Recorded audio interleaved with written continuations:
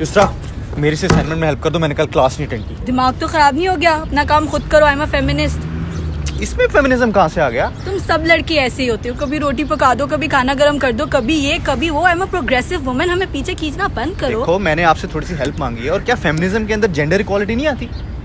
आप बिल्कुल सही कह रहे हैं। फेमिनिज्म जेंडर इक्वालिटी की उन तहरीक का मजमुआ है जिनका मकसद औरतों के हकूक़ हासिल करना था, चाहे वो हकूक़ पॉलिटिकल हों, सोशल हों या फाइनेंशियल हों। इन सब मसाइल से मुतल्लिक कंसर्न्स तो बहुत अरसे से थे, बट इनकी असल ग्रोथ फ्रेंच रेवोल्यूशन के दौरान हुई। फ्रेंच रेवोल्यूशन की रोशन ख्याली की वजह से फ्रांस और यूरोप की ख़वातीन इतनी ज़्यादा मुतासिर हुई कि उनके अंदर एक जज्बा पैदा हुआ जो था बराबरी का और आज़ादी का। 1800s तक तो इसके अंदर इतनी ज़्यादा ग्रोथ नहीं हुई, मगर 1848 के अंदर जब न्यूयॉर्क के अंदर वुमेन राइट कन्वेंशन हुई, जिसकी क़यादत सूजन और एलिज़ाबेथ ने की, उसके बाद ये मूवमेंट दुनिया भर में आम हो गई और आज ये कल्चरल डिस्कोर्स का तमाम ममालिक का हिस्सा है। मगर इसकी डेफिनेशन वक्त के साथ साथ और हालात के साथ साथ चेंज होती गई, और इसी को हम वेव्स ऑफ फेमिनिज्म कहते हैं। अरे बाजी, आप कौन सी वेव्स की बात कर रही हैं? वेव्स देख रही हैं ना आप? चले मेरे साथ कराची में 5-5 मंजिलों की हाक्स बे के ऊपर ऐसी तफरीही वेव्स आती हैं। आए चले आपको दिखाता हूँ मैं। अरे भाई, मैं उन वेव्स की बात ही नहीं कर रही हूँ, मैं तो उन स्टेजेस की बात कर रही हूँ जिसमें फेमिनिज्म आया था। स्टेज 1 पहली वेव जो 1848 के अंदर आई, जिसमें हम लोगों ने वोटिंग राइट्स के बारे में बात की। स्टेज 2 दूसरी वेव जो 1960s और 1970s के दरमियान में आई, जिसमें हम लोगों ने सोशल और कल्चरल इनइक्वालिटीज़ के खिलाफ आवाज़ उठाई। थर्ड स्टेज तीसरी वेव जो कि 1990 से पहले आई, जिसमें वर्क प्लेस सेक्शुअल हरासमेंट के खिलाफ आवाज़ उठाई गई और पोजीशंस ऑफ पावर में औरतों की तादाद बढ़ाने पर काम किया गया। ये कौन सी स्टेजेस की बात कर रही हैं आप? पाकिस्तान में फेमिनिज्म की कोई स्टेजेस नहीं आई। यहाँ तो लड़कियों से एक्सपेक्ट किया जाता है कि बस उनकी रोटी गोलो। ऐसी बिल्कुल भी कोई बात नहीं है। अब आप 1947 ही देख लें, जब फातिमा जिन्ना ने हमारे लिए ऑल वुमेन पाकिस्तान एसोसिएशन कायम की, और उसके बाद ऐसे ट्रेनिंग प्रोग्राम्स मुतारिफ करवाए जिसमें औरतों को नर्सिंग की ट्रेनिंग दी जाती थी ताकि वो मर्दों के शाना बशाना काम कर सकें। और इसके अलावा 1951 में फर्स्ट फीमेल पैरामिलिट्री फोर्सेस का आगाज़ हुआ और हम लोगों को इक्वल वोटिंग राइट्स तक मुतारिफ करवाए गए। और इसके बाद 1973 के आइन के अंदर जेंडर इक्वालिटी की एश्योरेंस दी गई, और पाकिस्तान में औरतों की पोजीशन तब सबसे ज़्यादा स्ट्रॉन्ग हो गई जब बेनज़ीर भुट्टो मुस्लिम वर्ल्ड की पहली वज़ीर आज़म डिक्लेयर हुई। वो तमाम शोबे जहाँ पे पहले सिर्फ मर्द हायर हुआ करते थे, अब औरतें भी अपनी एक्सीलेंस दिखाना शुरू हो चुकी हैं, जैसे कि बतौर आर्मी ऑफिसर्स, फाइटर पायलट्स और जजेस।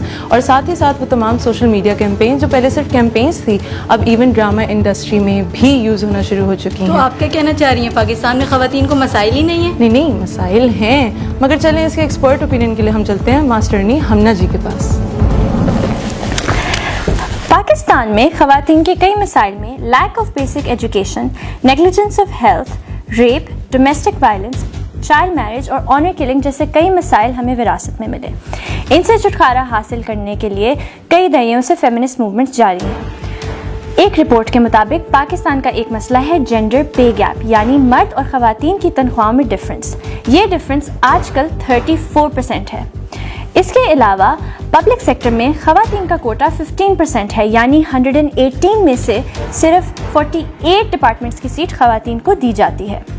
आशा की रिपोर्ट के मुताबिक 80% ख़वातीन वर्क प्लेस हरासमेंट का शिकार हैं। इसके साथ साथ वायलेंस अगेंस्ट वुमेन की 24,000 केसेस रिपोर्ट किए गए, जिनमें से सिर्फ 500 केसेस रजिस्टर हुए हैं।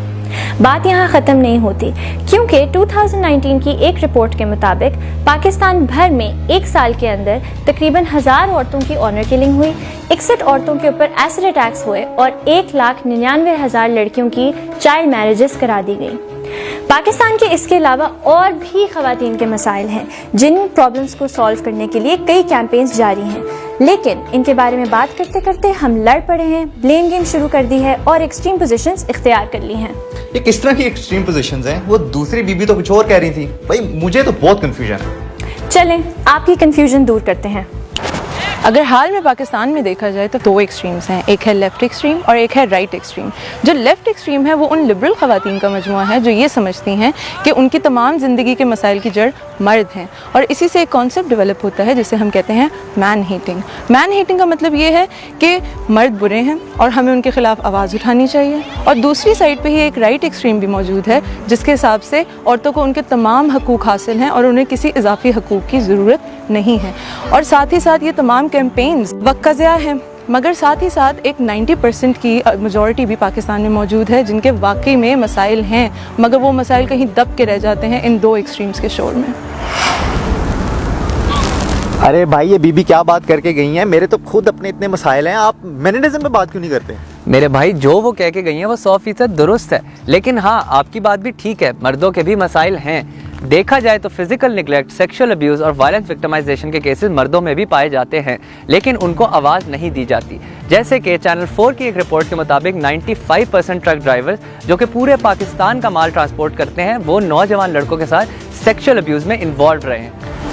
इस अफसोसनाक निगलेक्ट के अलावा हम एक ऐसे माशरे में रहते हैं जहां मर्दों को इमोशंस एक्सप्रेस करने की स्पेस नहीं दी जाती। आखिर क्यों एक मर्द सेंसिटिव और वल्नरेबल नहीं हो सकता? आखिर क्यों एक मर्द का सख्त होना ही मर्दानगी की अलामत है? ज़रा सोचिए, एक मर्द होने के साथ साथ एक बाप, एक भाई, एक बेटा भी तो है जिसकी कुछ इमोशनल नीड्स हैं। अब जैसे हमारी सोसाइटी में आवाज़ उठाई जाती है कि औरतों को हक देना चाहिए कि वो चूज़ कर सकें कि क्या वो हाउसवाइफ बनना चाहती हैं या वो वर्किंग वूमन बनना चाहती हैं, इसी तरह हमें मर्दों को भी स्पेस देनी चाहिए कि वो ये चूज़ कर सकें कि अगर वो स्टे एट होम डैड या होम मेकर्स बनना चाहते हैं तो वो बन सकें।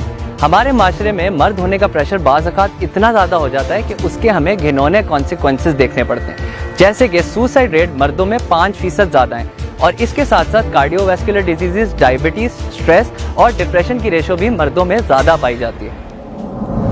अरे यार कभी आ गए मर्दों में मसले, कभी आ गए औरतों में मसले, मेरे को समझ नहीं आ रहा मसले किसके, मैं साइड किसकी लूँ फिर?